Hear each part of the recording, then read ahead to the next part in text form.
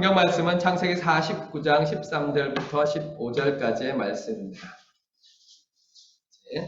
창세기 강해를 다시 시작하도록 하겠습니다. 벌써 창세기 강해가 148번째나 됐어요. 야곱의 축복 7번째 말씀의 내용은 창세기 49장 13절부터 15절까지에 있습니다. 우리 함께 읽겠습니다. 스불론은 해변에 거주하리니 그곳은 뱀에는 해변이라 그의 경계가 시돈까지리로라. 이사가는 양의 우리아 사이에 보라앉은 건장한 나귀로라. 좋게 여기며 토지를 보고 아름답게 여기고 어깨를 내려 짐을 메고 앞제 아래에서 섬기리로라. 아멘. 13절부터 15절까지에 있는 말씀인데요. 야곱이 아들들을 축복하는 가운데 스불론과 이사가를 축복하는 그 내용입니다. 이 내용을 읽으시면서 이런 내용, 이런 뜻이구나, 이런 거구나 하고 이렇게 머릿속에 딱 그려지십니까? 예. 그렇지 않을 겁니다. 왜냐하면 여기에는 그 당시에 시대적인 배경도 들어가 있고 그리고 또 지리적인 배경도 들어가 있기 때문에 그렇습니다. 그래서 오늘 이 말씀을 중심으로 하여서 야곱의 축복 7번째 스불론과 이사갈이라는 제목으로 함께 말씀을 나누겠습니다. 약간 차이가 있거든요. 처음에 이제 첫째 아들, 둘째 아들, 셋째 아들, 넷째 아들까지는 순서대로 갔으니까 야곱이 지금 순서대로 아들 순서대로 나의 순서대로 이렇게 축복을 하고 있구나라고 생각할 수 있습니다. 왜냐하면 유다까지는 넷째 아들 나의 순서대로 이렇게 축복했기 때문에 그렇습니다. 그런데 완전히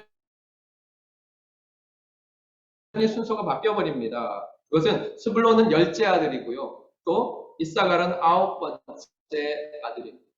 그러니까 야곱이 왜 이런 순서를 가지고 했을까? 아무리 생각해봐도 여기에 맞는 합리적인 설명들은 없습니다. 그런데 그냥 단순하게 생각해보면 이런 거예요. 아버지의 유언을 듣기 위해서 그 유언도 족장들은 항상 아들들에게 축복하면서 미래를 바라보면서 예언적인 축복을 해왔지 않습니까? 그래서 아들들이 이제 그 아버지 침상 주변에 다 모였습니다. 아들이 뭐 한두 명도 아니고 12명이에요. 우리도 보면 그렇잖아요. 이렇게 사람들이 모이면 항상 그 속에서도 그룹을 형성하지 않습니까? 그래서 보면 아마 어머니를 따라서, 어머니들이 4명이니까 그 어머니를 따라서 이렇게 아들들이 모였을 것입니다. 그렇게 야곱을 둘러싸 있는 아들들을 보면서 야곱은 아들들이 서 있는 순서대로, 그러니까 첫째 아들부터 시작해서 순서대로 가다가 보니까 스불론과 이사갈이 유다 옆에 있었던 겁니다. 이렇게 야곱은 그렇게 자기 주변에 서 있는 아들들을 보면서 하나하나 축복하였을 것입니다. 야곱의 예언은 아들들에 대한 예언이기도 하지만 그들로 말미암아 세워질 이스라엘의 12지파에 대한 예언들로 확장되었습니다. 그러니까 이것은 단순하게 한 사람 개인에 대한 축복이 아니라 한 지파에 대한 축복으로 확장된 것입니다. 먼저 생각할 수 있는 것은 스불론입니다. 스불론의 그 탄생 배경을 보면 어머니가 레아예요. 레아가 유다까지 낳았다가 잠시 단산했어요. 그러니까 아이들을 더 낳지 않았습니다. 그러다가 몇 해를 지나고 나서 다시 낳은 아들이 이사갈이었어요. 그리고 나서 그 다음에 이제 스불론이죠. 스불론을 낳고 내가 이제 아들 6을 낳았으니 이런 생각을 했어요. 레아가 생각한 거예요. 내가 이제 아들 6을 낳았으니 내 남편 야곱이 나와 이제 절대로 뗄래야 뗄 수 없다. 함께 한다. 함께 거한다. 그래서 이름이 스불론이에요. 스불론의 뜻은 함께 거함입니다. 그런데 이 스불론에 대한 야곱의 예언은 조금 애매한 부분이 있습니다. 그것은 스불론은 해변에 거주하리니 그곳은 뱀에는 해변이라는 말씀 때문에 그렇습니다. 야곱의 예언을 문자 그대로 적용하면 스불론은 어디에서 살아야 됩니까? 네, 지중해 연안의 해안가에 살아야 되고 그리고 어업에 종사하는 사람들이 되었습니다. 그러나 실제로 스불론이 받은 지역을 보면 그렇지 않습니다. 스불론 지파가 나중에 이렇게 뽑아서 제비 뽑기에서 받은 지파, 오늘 지도에 보시면 있는 것처럼 해안, 그러니까 왼쪽에 회색으로 되어 있는 것이 지중해인데 지중해로부터 들어가서 바다가 면한 곳이 한 군데도 없는 내륙의 땅이었습니다. 이게 실제로 스불론이 받은 땅이에요. 그러니까 내륙 지역이죠. 바다가 전혀 없는 지역입니다. 그러므로 이 예언이 왜 그렇지? 라는 생각이 들 것입니다. 그런데 히브리어의 특성이 있어요. 히브리어의 특성이 여기 해변에라고 읽을 수 있는 이 부분을 이렇게도 읽을 수 있습니다. 해변을 향하여라고도 읽을 수 있습니다. 그래서 실제로 이 말은 스불론은 해변을 향하여 거주할 것이다 라고 읽을 수 있는 것입니다. 이것은 스불론과 스불론의 지파가 나중에 해변에 거주하게 되는 것이 아니라 그들이 해변을 향하여 거주할 것을 예언하는 것입니다. 그러니까 이것은 예언이 아니고 지리적인 배경을 가진 예언이 아니고 그들의 성향, 그러니까 해안가에 머문다라는 말은 어떤 성향을 말하느냐면 진취적이고 개척적이어서 멀리 나아가는 민족들을 우리는 해양민족이라고 그렇지 않습니까? 그렇게 그들의 성향, 진취적이고 개척자적인 성향에 대해서 예언한 것입니다. 실제로 나중에 스불론 지파는 지중해와 갈릴리 사이에서, 저기 가운데 파란 것이 이제 갈릴리인데, 지중해와 갈릴리 사이에서 이렇게 상업과 무역을 하면서 살았습니다. 이 짧은 예언 속에서 하나님께서는 스불론 지파가 앞으로 살아갈 것에 대해서 예언해 주고 있는데, 그 예언을 통해서 우리가 받을 교훈이 있습니다. 첫 번째 교훈은 하나님께서 사람의 거주 경계를 정하신다입니다.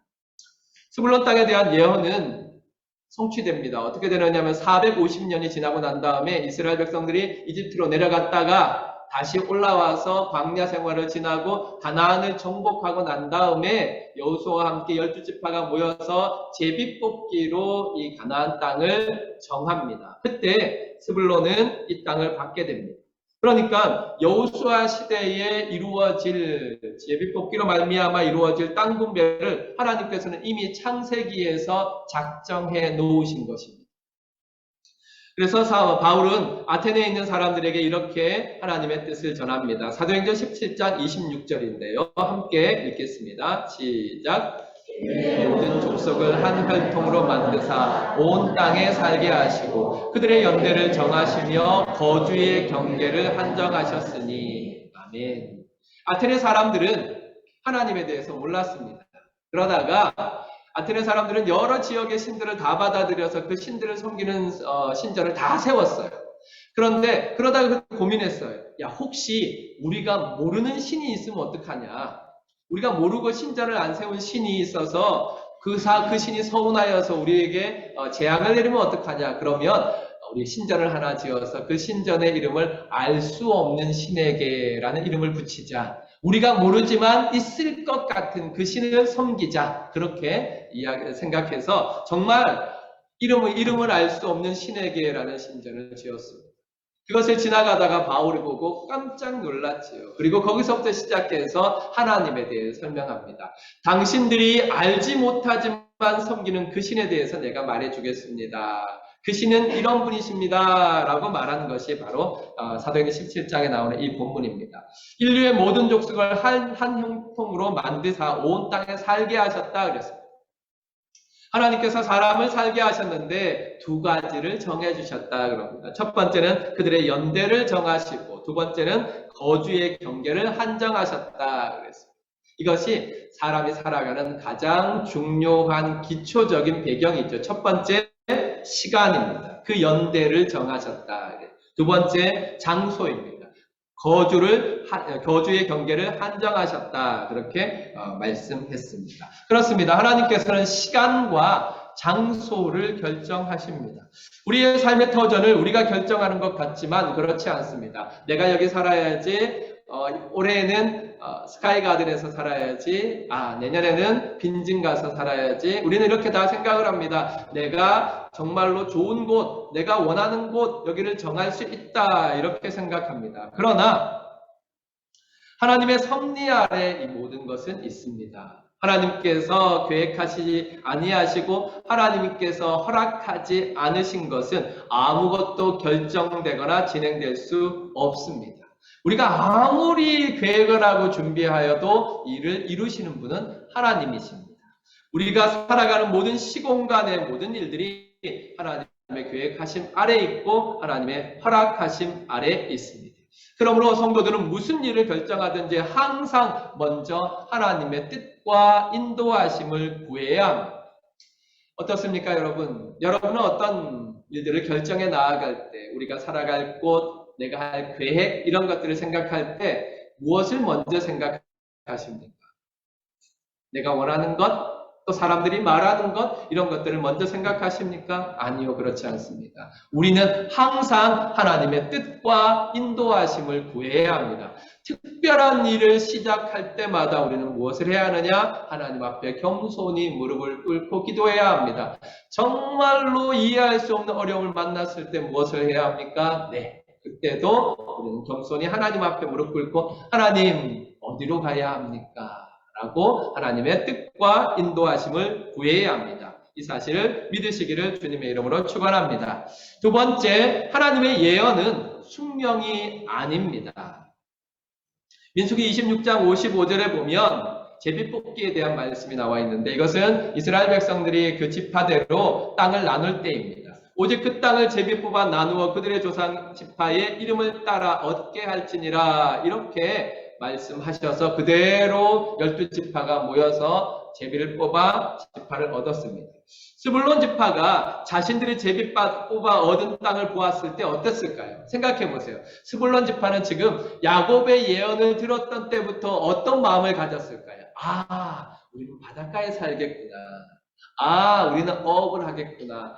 아, 우리는 그렇게 살아가겠구나. 그렇게 생각하지 않았겠습니까? 무려 얼마나 그렇게 살았겠습니까? 450년 동안 그렇게 살았습니다. 450년이 지나고 드디어 이제 지파가, 스불론 지파의 대표자가 가서 딱 제비를 뽑아서 왔어요.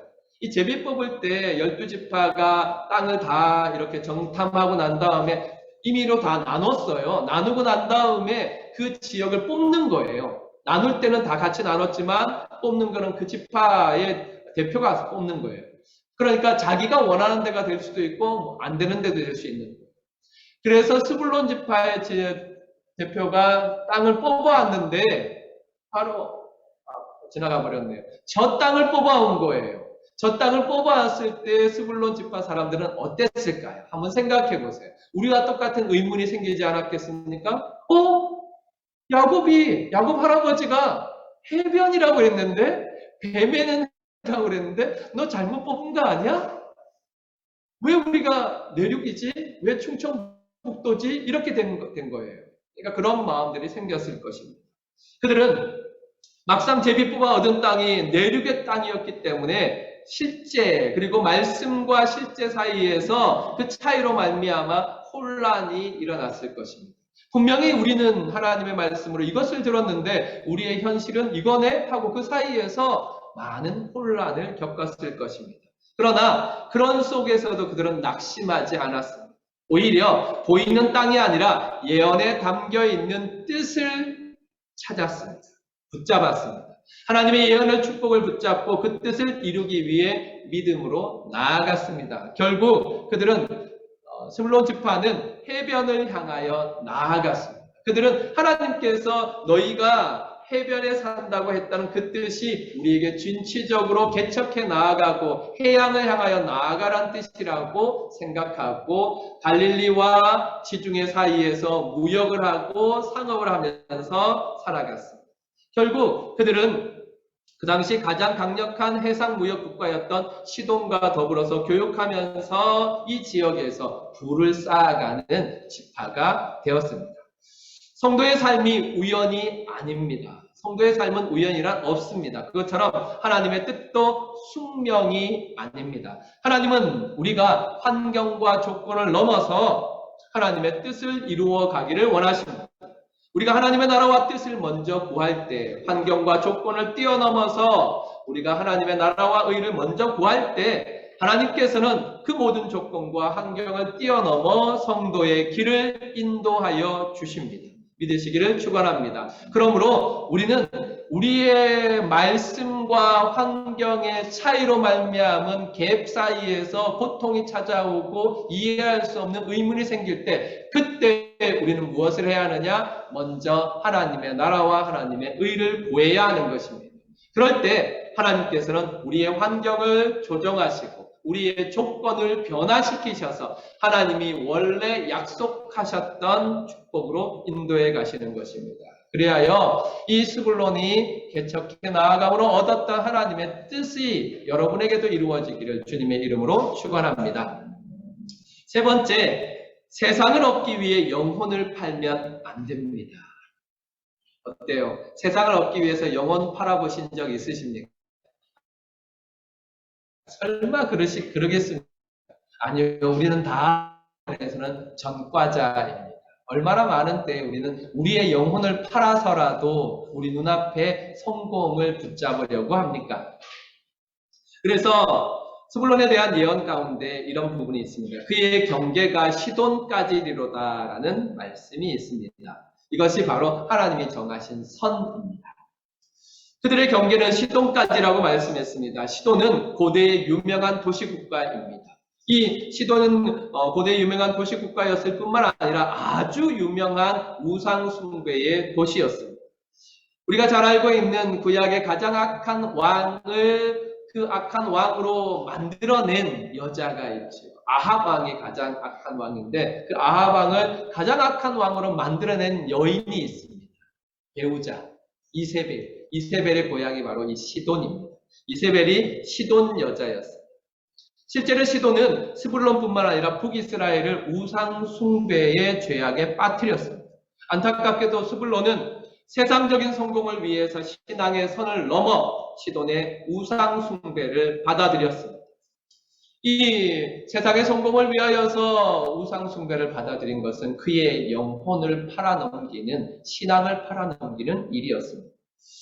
예수님을 향한 사단의 마지막 시험은 우리의 신앙 근본을 흔드는 시험이죠. 세 가지 시험이 있었는데 그 마지막 시험이 무엇이냐 하면 세상의 성공을 얻기 위하여서 하나님 신앙을 버리라는 유혹입니다. 곧 영혼을 팔라는 유혹이지요. 그때 사단은 이렇게 유혹합니다. 마태복음 4장 8절과 9절인데요. 다 같이 읽겠습니다. 시작.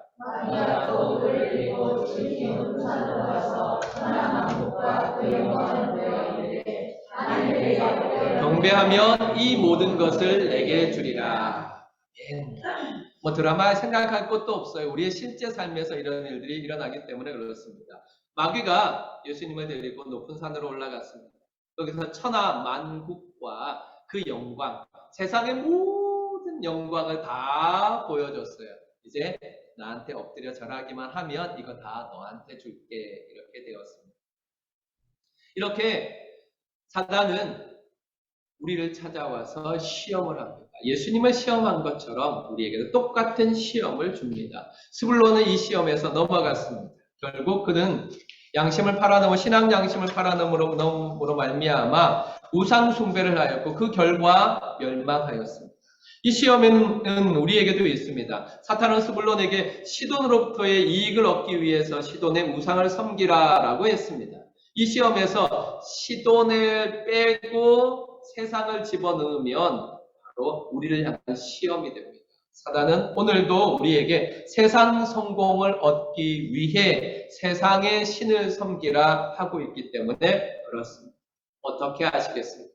성공을 위해서라면 하나님 신앙도 잠시 뒤로 미루실 수 있으십니까?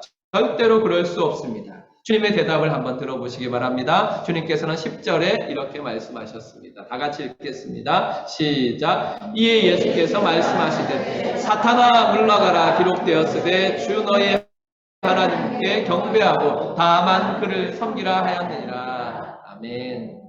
이 부분은 우리 최종래 선교사님이 읽어야 돼요. 그러면 딱 이제 파워풀하게 사탄아 물러가라 이렇게 막 하실 텐데. 맞아요. 여러분 이런 본문은 가르치셔야 돼요. 사탄아 물러가라 이렇게 한번 해보신 적 있으세요?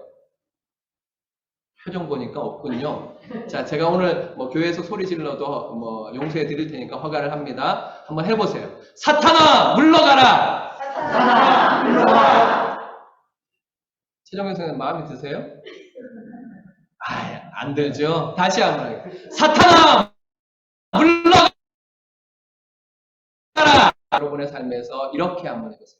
사탄아, 물러가라 하고 여러분 속에서 죄가 일어날 때마다 하나님의 말씀으로 쫓아내시기 바랍니다. 주 너희 하나님께 경배하고 다만 그를 섬기라. 하나님의 말씀으로 예수님께서는 사탄을 물리치셨습니다. 그렇습니다. 하나님의 말씀으로 물리쳐야 되는 것이 바로 이것입니다. 절대로 넘지 말아야 될 선. 요새 아이들이 굉장히 가벼운 거예요. 엄마 선 넘네? 이런. 걔네들 건 정말 가끔 가다가 얼마나 애들이 말하는 게 웃기는지 몰라요. 목사님 선 넘네요. 야, 그거 굉장히 심각한 말인데? 야, 심각해요. 저도 심각하게 얘기하는 거예요. 이렇게 이야기해요. 그러나 정말로 우리가 넘지 말아야 될 선이 있습니다. 그것은 무엇이냐 하면 하나님을 향한 우리의 신앙입니다. 하나님을 섬기는 것을 포기하는 선은 절대로 넘지 말아야 합니다. 그 선을 넘는 모든 것은 우상 숭배이기 때문에 그렇습니다. 무언가 이것저것 재다가 이게 하나님 섬기는 길로 가는 것이냐 아니냐를 꼭 물어보세요. 스스로에게. 그래서 하나님을 향하여 나아가는데 막히는 것이라면 절대로 선택하지 마세요. 하나님께로 나아가는 길이라면 절대로 포기하지 마세요. 그것이 성도가 지켜야 될 선입니다. 이것이 스브론을 통하여서 하나님께서 우리에게 주시는 교훈입니다. 세상을 얻기 위하여 절대로 여러분의 영혼을 팔지 마십시오. 여러분의 영혼은 세상 모든 것들보다 더 귀합니다. 별로 아멘 안 나오시죠? 진짜예요. 왜냐하면 세상에 그 어떤 것도 영원한 것은 없기 때문에 그렇습니다. 하지만 여러분의 영혼은 영원합니다. 세상에 그 어떤 것도 예수님께서 자신의 피 흘려 사신 것이 없습니다. 그런데 여러분의 영혼은 예수님께서 피로 값주어 사셨습니다. 절대로 포기하지 않는다 그러셨습니다. 그러니까 여러분의 영혼을 주고 살만한 가치가 있는 것은 세상에 아무것도 없습니다. 그렇기 때문에 세상을 얻기 위해서 절대로 여러분의 영혼을 팔지 마시기를 바랍니다. 두 번째, 이사가를 통해서 우리에게 주는 교훈이 있습니다. 14절, 15절 함께 읽겠습니다. 시작. 이사가는 양의 무리 사이에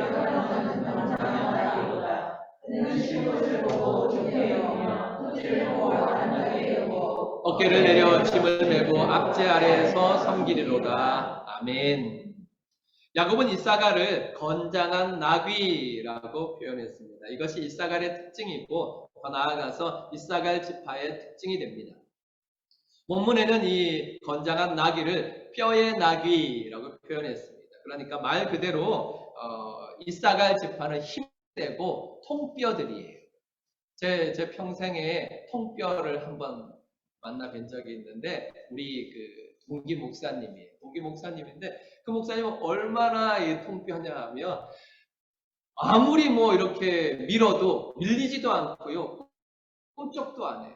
그런데 그분이 최근에 저를 깜짝 놀라게 했는데 췌장암이 걸렸어요. 3년, 4년 전에 췌장암이 걸리셨어요. 그 췌장암이 걸려서 지금까지 50번이 넘게 항암 시술을 하셨어요. 거의 한 달에 한 번씩 하셨어요. 50번 넘게 했어요. 그런데 지난주에 연락이 왔어요. 암이 하나도 안 남았어요. 완치가 되었어요. 물론 앞으로 계속해서 추적 검사를 해야 되지만 그렇게 50번이 넘도록 그 항암 치료를 다 견뎌냈어요. 얼마나 감사한지 몰라요. 통뼈였어요. 통뼈. 그런 통뼈들이 바로 이 이사갈이었어요. 성경의 기록에 보면 이사갈 지파에는 특출한 지도자들이 없었지만 많은 용사들이 있었다. 사사기 5장 15절에 보면 이사갈의 방백들이 드보라와 함께하니 이사갈과 같이 바락도 그의 뒤를 따라 골짜기로 달려내려가니 루벤 시냇가에서 큰 결심이 있었도다 하는 이 드보라의 승리에 가장 큰 역할을 했던 것이 이사갈의 용사들이라고 했습니다. 또 역대상 7장 5절에 보면 이사갈 지파에 대해서 말하는데 이렇게 말합니다. 그의 형제 이사갈의 모든 종족은 다 용감한 장사라 그랬어요. 그 전체를 계수하면 8만 7천 명이었습니다. 그러니까 그 당시에 지파의 숫자들이 한 이 정도 돼요. 남자들의 숫자가 이 정도 되는데, 그런데 그 남자가 이사갈 지파는 남자가 통째로 다 건장한 용사, 용감한 장사 그렇게 표현했습니다. 이렇게 건장한 나귀 같은 지파가 바로 이사갈 지파였습니다. 그러나 그것뿐이었어요. 그들은 자기 만족적인 성향을 가지고 있었습니다. 그러니까 스불론하고 전혀 다른 성향이에요. 스불론은 진취적이고 나아가는 성향이었잖아요. 외부로 밖으로 나아가는 성향이었잖아요. 그런데 이 이사갈은 반대였어요. 내부로. 자기 만족으로 빠져가는 성향을 가지고 있었습니다. 그래서 야곱은 그들을 양의 우리 사이에 라고 표현했습니다. 이 양의 우리 사이는 다양한 해석을 가지고 있습니다. 첫 번째는 이사갈 지파가 받았던 땅입니다. 이사갈 지파는 그러니까 여러 지파들 중에서 가장 좋은 땅을 받았어요. 그 땅의 이름이 뭐냐면 이스르엘입니다. 이스라엘하고 좀 비슷하지만 뜻은 전혀 달라요. 이스라엘의 뜻이 뭐냐면 하나님이 씨를 뿌리셨다. 얼마나 좋은 땅이면 이스라엘의 이름 뜻이 하나님께서 씨를 뿌리셨다였겠어요. 지금 이 사진이 있는 것이 이스라엘 평야예요. 지금도 이스라엘에서 가장 많은 산물들이 나는 골짜기 엘리예요. 그곳에 별명이 있는데 뭐냐 하면 하나는 이스라엘의 빵주머니. 그러니까 이스라엘의 모든 곡식들은 다 여기서 나는 거예요. 또 하나가 양의 우리. 그래서 이 지역에서는 농사하기도 좋지만 양을 치기도 좋았던 거예요. 그래서 양의 뿌리라는 별명을 가지고 있었습니다. 이 이스라엘 평야를 받은 지파가 바로 이사갈이었습니다. 그러니까 양의 우리에 누워있는 건강한 나귀라고 말한 것은 바로 이 이스라엘 평야를 받은 것에 대한 예언이었습니다. 또 하나가 더 있는데요. 이 양우리에 대한 양의 우리 사이, 두 양우리 사이라는 뜻이거든요. 거기에 또 다른 해석이 뭐냐 하면 양우리가 하나 있고 양우리가 하나 있으면 그 양우리에서 나오는 거름을 어디다 던지냐면 이 사이에다 던져요. 사이에다 던지면 양우리에서 나오는 거름들이 다 쌓여 있는 곳이 양우리의 사이 이렇게 관례적으로 해석을 했습니다.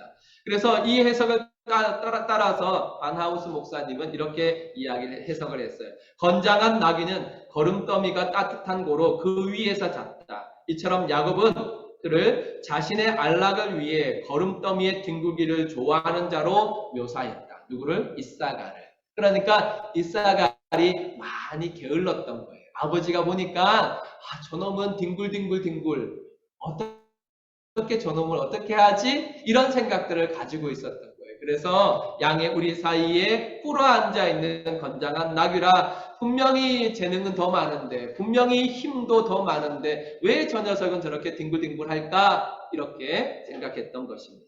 이 두 가지 해석은 모순되지 않습니다. 왜냐하면 이사갈은 비옥한 땅 이스라엘 평야를 받았습니다. 이 축복 속에서 성경 말씀에 보면 아름답게 여겼다 그렇게 말했습니다. 그러니까 이스라엘 평야에서 너무 좋은 땅에서 우리 땅 참 좋다 많은 산물 속에서 우리는 먹고 사는데 걱정 없다 하고 그 안에서 살기 시작했던 것입니다. 그러나 안타깝게도 그들은 그 풍요로움과 안락함에 빠져버렸습니다. 그 속에 안주한 것입니다. 그로 말미암아 거룩한 사명을 저버렸습니다. 이사갈이 이렇게 하나님의 큰 축복의 땅을 받았다면 큰 사명이 있었는데 그 사명을 감당하지 못했지요. 그 대표적인 사례가 바로 나봇의 포도원입니다. 북이스라엘의 가장 악한 왕 아합이라고 그랬죠. 그 아합이 이스라엘 평야에다가 자기 별장을 짓고 그 근처에 있는 나봇의 포도원이 탐났어요. 자기가 가졌으면 좋겠다. 그래서 나봇을 찾아갔어요. 찾아가서 네 땅을 내가 사고 싶으니까 팔아라. 그러자 나봇은 하나님께서 기업으로 정해주신 것을 팔 수 없습니다. 하나님의 말씀에 따라서 절대로 팔 수 없습니다 하고 거절했어요. 그러니까 갖고 싶은 것을 갖지 못한 이 어린아이 같은 아합이 집에 들어와서 한숨을 쉬고 있으니까 이세벨이 그걸 보고 왜 그러십니까?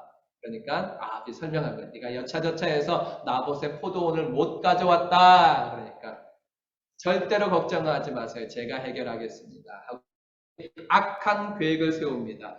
나봇을 죽여버리면 되지 뭐 안 팔면 죽여버리면 되지 하고 머리를 팍 돌려서 편지를 씁니다. 그 편지를 써서 누구한테 보내느냐 하면 나봇이 사는 이스라엘에 살고 있는 이사갈 지파의 장로와 귀족들에게 보냅니다.